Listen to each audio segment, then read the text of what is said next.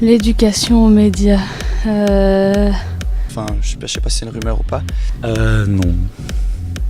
Je ne sais pas trop. J'ai aucune idée, désolée. Non, je sais pas de nom.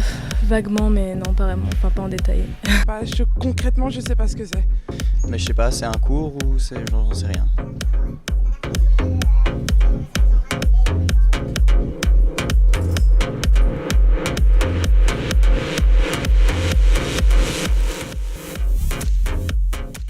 Alors l'éducation aux médias, c'est pas simple tout à fait à définir. Le plus évident et le sens le plus communément admis, c'est effectivement développer la compétence critique de tout citoyen, qu'il soit jeune ou adulte. Donc ça, c'est le premier élément. C'est aussi être capable de mobiliser des compétences techniques qui permettent non seulement de consommer, d'utiliser de manière critique des médias, mais aussi de communiquer, de produire, de participer à la société de la communication médiatisée. Donc ça, c'est le volet technique.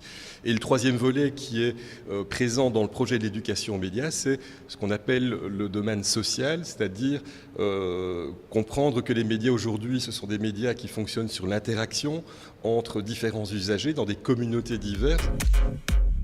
Surtout à la compréhension des usages que pouvaient avoir les jeunes par rapport aux nouveaux médias qui étaient émergents, comprendre le contexte socio-économique d'un média, comprendre ses enjeux idéologiques, comprendre quels effets ce média pouvait avoir sur un public.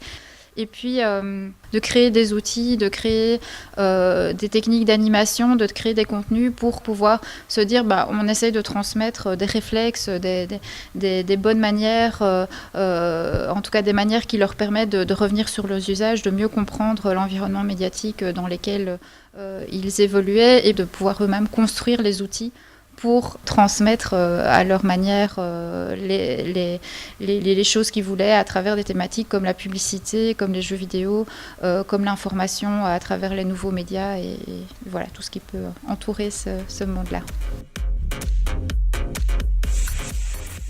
Concrètement, quand on est animateur ou formateur en éducation média, c'est vrai qu'il y a toute une partie qui peut être de l'ordre de la réflexion avec un groupe d'étudiants ou de l'analyse ou du décortiquage, mais il y a aussi toute une partie d'activité concrètement où c'est de la réalisation. Très actuellement, voilà, dans l'éducation média, il y a vraiment une idée que c'est par la pratique qu'on apprend aussi. Et donc, évidemment, ça veut dire que pour les étudiants en Master 1, ils ont besoin d'un certain bagage technique qui n'est pas... axé, comme pour les autres étudiants de l'IEC, sur une professionnalisation totale, vraiment sur une maîtrise technique. C'est plutôt les former à être extrêmement débrouillards, en se rendant le plus caméléon possible pour pouvoir s'adapter à ce qu'on a comme matériel dans le cadre d'un projet d'éducation média.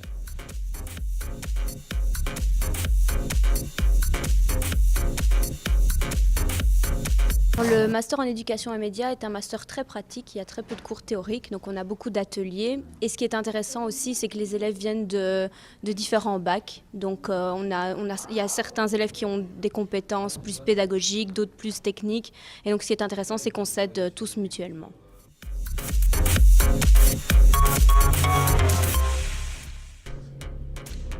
Qu'est-ce que t'en dis ?